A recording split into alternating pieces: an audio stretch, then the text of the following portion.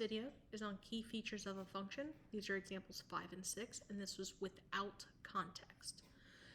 As a reminder, functions use function notation, which is a coordinate of x, comma, f of x.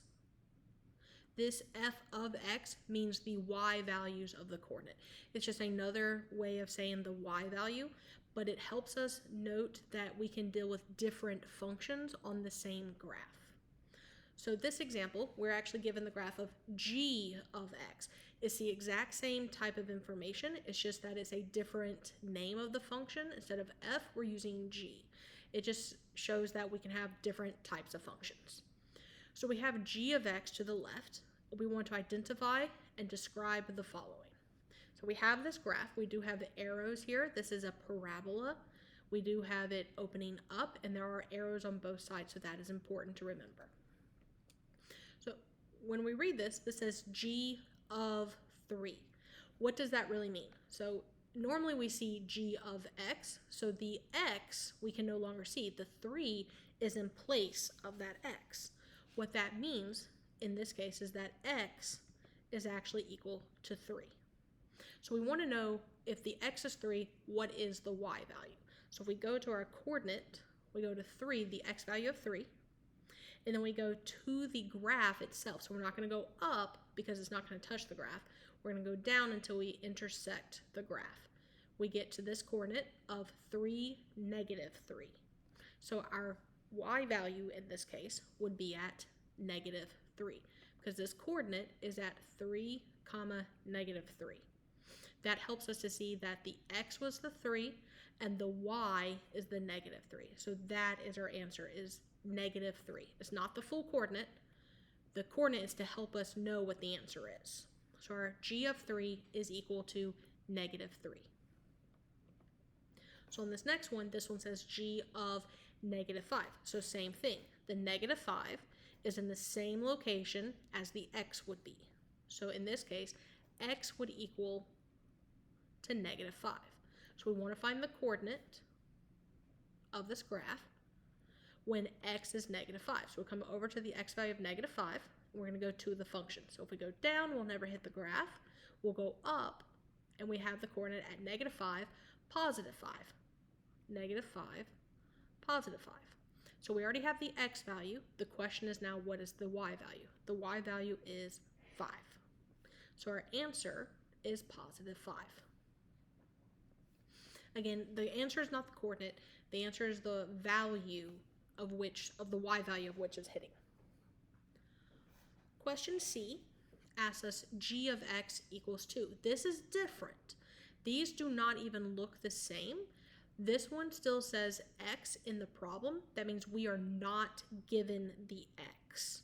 We are actually told what the y value is. We are told, since even on A, negative 3 was the y value, 5 was the y value, that means 2 is the y value. So we're going to say y is equal to 2. So we need to make sure that we go and find where the y value is 2. And this says, for what input values will the output value be 2? So we want to know, what are the x value or values, because there could be multiple, will the y value be 2? So in this case, I'm going to go to the y value of 2, and I'm going to go to the left and see if I hit the graph, and I do, so I'm going to circle that. But I'm going to go back to the y value of 2, and I'm going to go to the right as well, and I hit the graph here as well. So I actually have 2 locations.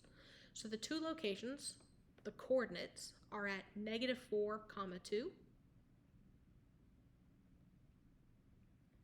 and this other location is at 6, 2. So the y values are 2 on both of these, but the answer is for what input values, so the input are the x's, so what are the x values equal to when the y is 2? Well, when this y is 2, the x was negative 4, and when this y was 2, the x was 6. We have 2 x values for which the y value is 2.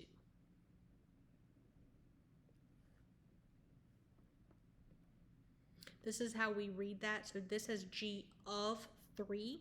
And again, it should say g of x. So we can replace g of x. And we can see that the x is on top of the 3. And in C, g of x, we're still see the letter x. That means we don't actually know what that number is.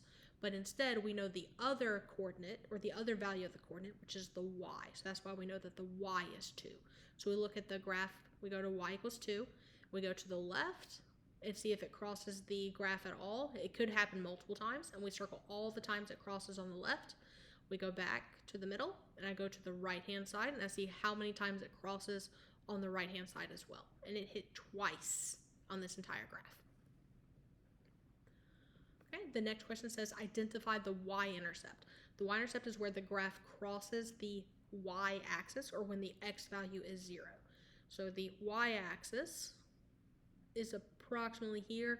So that would be coordinate of 0, comma. That's going to be a negative 3 point, I'd say probably 3.7. This is an approximate, only because it's a little bit more than halfway past the negative 3. So I would probably say about negative 3.7.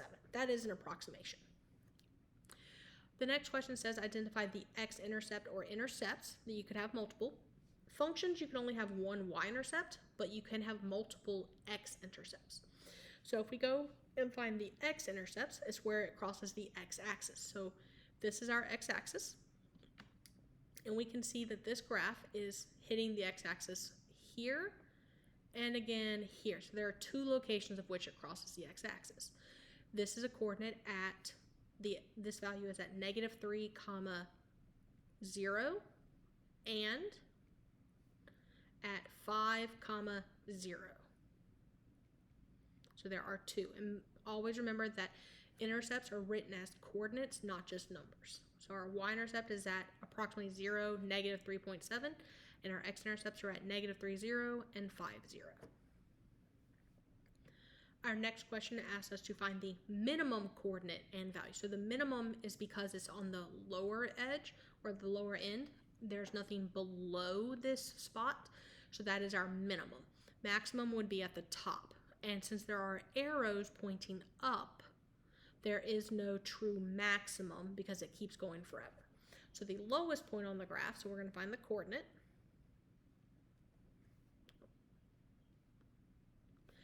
is, this lowest point, is at 1, comma, negative 4. There's our coordinate. And we want to find the value. So the value is always the y of this coordinate. So that y value is negative 4. So our minimum is at 1, negative 4, and our value is at negative 4. That value is to help us when we answer domain and range, or increasing, decreasing. It's really, since it's the y value, it'll help us with the range. Okay. The next part is determine the domain. So the domain is our x values. So because this has no context, I have to look at the graph for this. So I'm going to write a little bit of notes off to the side, and I'll probably erase them, but it's so that I can look at the graph itself. Okay, so the x's, we want to look from the farthest thing to the left. So we're actually looking at this arrow here. So I'm going to make a little note here. I'm going to put x, and I know that my number should be on the left and on the right. So I know it should also be less than or equal to and less than or equal to, most likely because of the equals to part. So again, this is just me making little notes to myself. So there's an arrow. That is on the left-hand side, that is the first thing I see. That is not a number. That is an arrow. So I'm going to write the word arrow. I can't actually use that, so I know I'm going to end up erasing that. Okay. Then I'm going to continue. I'm going to trace this, and there are no gaps. I can still, this is still one continuous graph. I don't have to pick up my pen. And then the last thing I come to is an arrow. So this is pointing to the left, this is pointing to the right. So on the right-hand side, I have another arrow. Okay, well, how do I write that?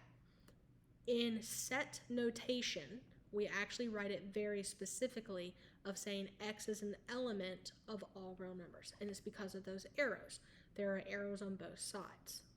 So we would say x is an element of all real numbers, and that is the symbols for all real numbers. I'm going to write that out as well. X is an element of all real numbers. So the reason I saw this was because an arrow, I cannot actually use that, so I would erase that. Okay, and then on the right hand side, an arrow, I can't actually use that because it's not a number, I would erase that. Well, there are no numbers here. So the x's actually go left forever and right forever, which is why it's an element of all real numbers. That's why I made little notes to myself, and I can erase that information. So I only keep it if there's an actual number there. Okay, so the next one we're going to do is the range. So the range are the y values. So again, I'm going to make little notes to myself. I'm going to have a y here, and have my left and my right. And I know my inequality should be something like this. Now, it could be equal to or not equal to. I'll wait on that for a moment. Okay, so the y values always read from the bottom to the top. So if I'm looking down at this bottom piece of the graph and I move up, I see that I do come to a coordinate. And I need the y value of this coordinate, which is at -4. And that helped me also from this minimum coordinate. That value is -4. That's going to be my smallest number here. And it will be equal to, because it is at that -4. It is solid at that -4. Okay, then I want to go up to the top of the graph until I cannot touch any part of the graph any longer. This is a top on the side, but the left-hand side, there's still pieces to it. So I want to come up here. But there's an arrow on the topmost part of this graph. So I'm going to write the word arrow. So these are the two values. I have -4 and then I have an arrow. Well, just like with the domain, if I see arrow, I'm actually going to erase that. I don't want to see arrow, so I'm going to erase that and its inequality. I don't care about that because it's gone. It just means arrow. It means it goes on forever. So then this, I still have a -4 there. That means that my answer will actually be what is remaining, which I have -4 is less than or equal to y, which you can rewrite this as so that you can see the y first. This would be y is, if I read it backwards, this said less than, but I have to read it backwards. So now it's going to say y is greater than or equal to -4, because that means it's bigger. So the graph is going above the -4, not below it. So this is another way of writing that. You can keep it as -4 is less than or equal to y, but you do need to know how to read both pieces. So again, the reason I did that was I had the arrow there, and I can just erase the word arrow because there's no reason to keep it. Because in set notation, we do not use any type of infinity symbol. So we have the domain is x is an element of all real numbers, and the range is y is greater than or equal to -4. And the last part of this question, it says determine the intervals for increasing, decreasing. And again, this is not in context, so we really have to pay attention to the graph. So what I'm going to do here is I'm going to highlight my decreasing. I'll highlight my decreasing in green, and I'll highlight my increasing in orange. So I need to actually see which one comes first. So if I go back up to the graph, start over, remember this is the x values. So I will put the x values here, because this is the intervals of the domain, x and x. And I know that I need to have numbers on the left and on the right, just like the domain was. But the domain is all real numbers, and it's an element of all real numbers. That means that it will not start and stop exactly. There will be arrows on there. So I'm going to end up having the word arrow on here again. That means I will erase them as well. Okay. So increasing, decreasing. I want to find which one happens first. So if I'm looking at the far left side of the graph, at this arrow, that's the first piece on the far left, I can see that my graph is decreasing first, because it's going, as I trace it, I'm going towards the ground, or I'm going down. So what that means is I'm actually going to highlight this first part in green. So I start here. Still decreasing, it's still decreasing, it's still decreasing, and then it turns. We can see the turning point is at that minimum value. So this is our turning point. After it turns, that's when it will start to increase. Now it's going back up, and then it comes to an arrow. So understanding that that is an arrow is actually really important as well. There are arrows on both of those. My highlighter does not want to do correct. Okay. And then on the green side, there was also an arrow here. Okay. So I'm going to do the green part first. That was decreasing. So I'm going to come down to my x's here, and I'm going to put my inequalities the same way I would always. This is just notes for myself so that I can figure out what the final answer is. So the green, when did it start? What was the first part of the green? The first part of the green was an arrow. So I'm going to put the word arrow here. What was the last part of the green? The last part of the green was down at this coordinate, and I need the x value of that coordinate, which is at 1. So I'm going to put a 1 here. Then I'm going to go to the orange. So I'm going to figure out all of this before I erase anything. So I go to the orange. What is the first part of the orange? The first part of the orange is this coordinate where it turned, and with the x value is 1. So again, it does make sense that the 1s match because that was the turning point, and that was the minimum coordinate. So then what was the last part of the orange? The last part of the orange was an arrow, so I'm going to put the word arrow. Now, this will help us to write out our final answer.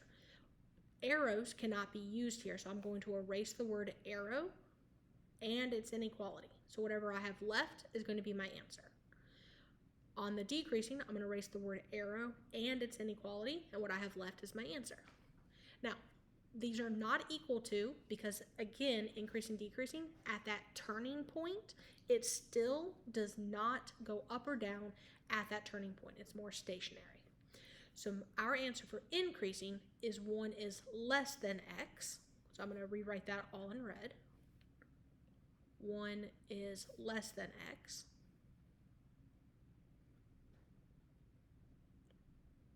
And then our decreasing is x is less than 1. So I'm going to rewrite that all in red. X is less than 1. Now there is no other number here because it does not start anywhere specifically because it's technically started at an arrow, and it does not fully stop because it also stopped at an arrow. So that's why our element of all real numbers is, this includes everything. This is all numbers that are bigger than 1 and all numbers that are smaller than 1. It will not include the 1 for increasing, decreasing because it's not actually increasing or decreasing. It is turning at that point. So our answers for increasing are 1 is less than x, and decreasing is x is less than 1. And I can see here, I kind of matched them up to where I had my numbers, my x's in the middle, and then my numbers are on the sides, and I can kind of see where they match. On question 6, this is also without context. We're going to do the same thing. We're going to look at the graph of f of x to the right. So f of x, again, this is the same type of wording as g of x. It's just letting you know which function we're focusing on. So if there were 2 graphs over here, we would know which one to look at. This one says f of x, so this is the function we're going to look at. Okay, so the first thing it asks us is f of -4. Again, f of -4 should have said f of x. So x and -4 are in place of each other. That means that x is equal to -4. So we want to find the coordinate at that -4. So we go to the x value of -4 and we go to the graph. So we can't go up because it never touches the graph. We go down and we have a coordinate here of -4, -3. So the -4 was already given to us. The negative 3 is what we're looking for. It is the y value. So our answer is negative 3. It is not the full coordinate. It is just the negative 3. On the next question, it says f of 5. So again, it's f of x, f of 5. The x is the 5. So x is equal to 5. So we want to find the coordinate where the x value is 5. So the x-axis, go to the 5, and we go to the actual graph, which is going up. We have 5, comma, about 1.5. So f of 5, we already have the x value of 5. The y value is 1.5, and that is our answer.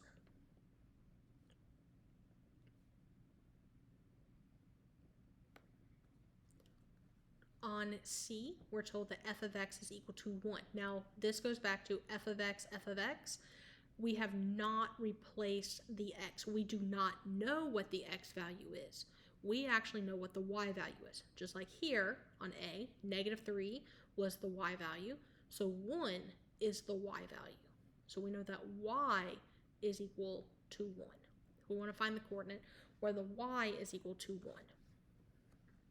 So go to the y-axis of 1. And if we go left, we never touch the function.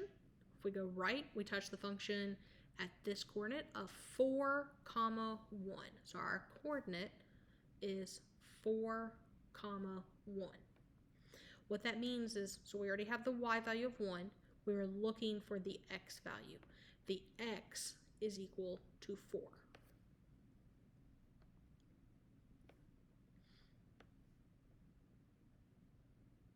On the next problem, it says f of x equals negative 4. So again, f of x, we do not know the x. We know the y value instead. So we would say the y value is negative 4. We want to find that coordinate. So we go to the y-axis, go down to negative 4. And if we go left, we do touch the function. If we go right, we do not touch the function. So it's only one spot. So that coordinate is at negative 6, negative 4. So negative 6, negative 4.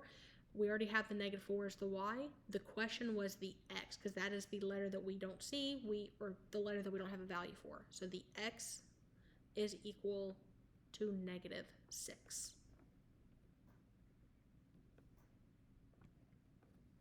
That is using function notation. Question E says identify the y-intercept, which is where the graph crosses the y-axis, which looks to be at 0, negative 1.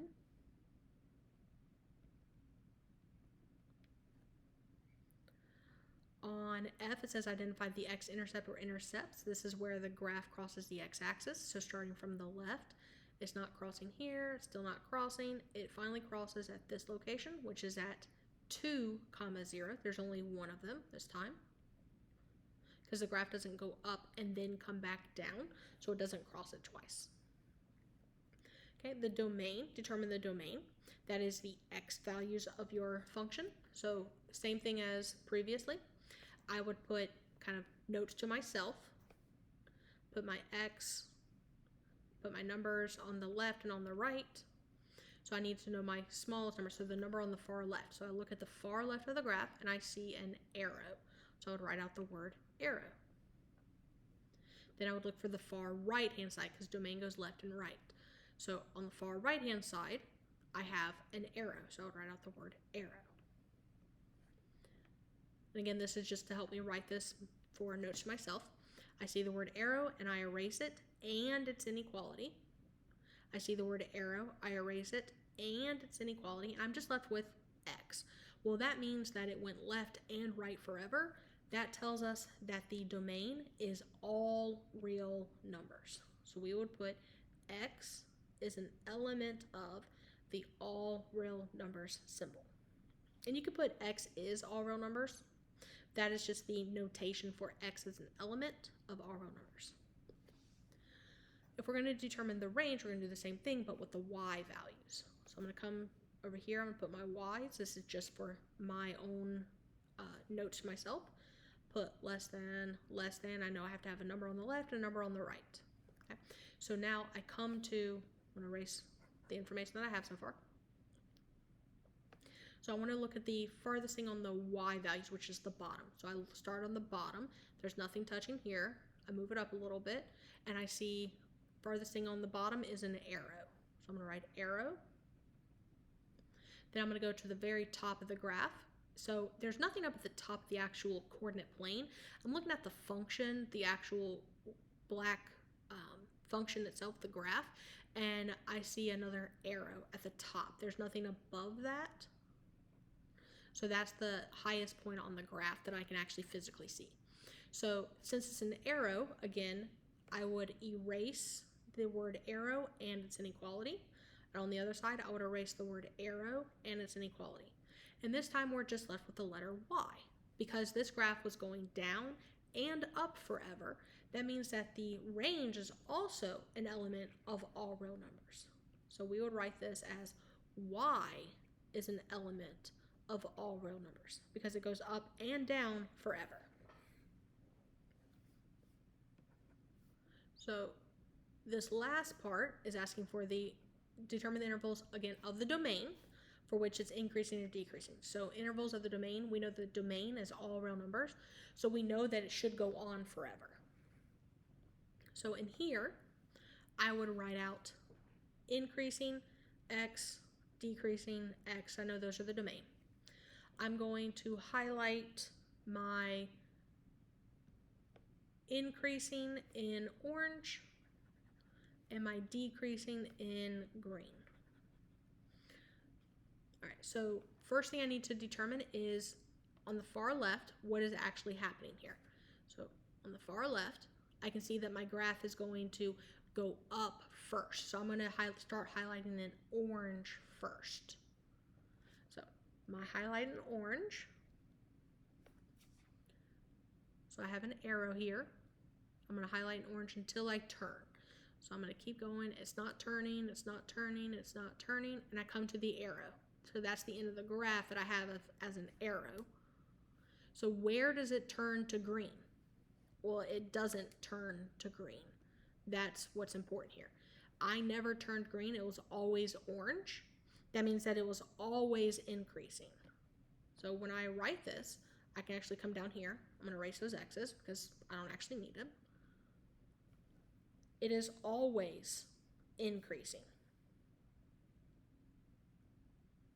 So in this case, I could put that it's all real numbers in the symbol. So when was it green? It was never green. So I can say it's never decreasing. So our answer here is that it was always increasing and never decreasing. Just highlighting my answers in yellow. So this one was a little different because it did not go up and then back down. So it only had one piece of increasing, decreasing. It was only ever increasing because remember, you start from the left and you just trace it. So as it's going towards the right, what's happening to the graph?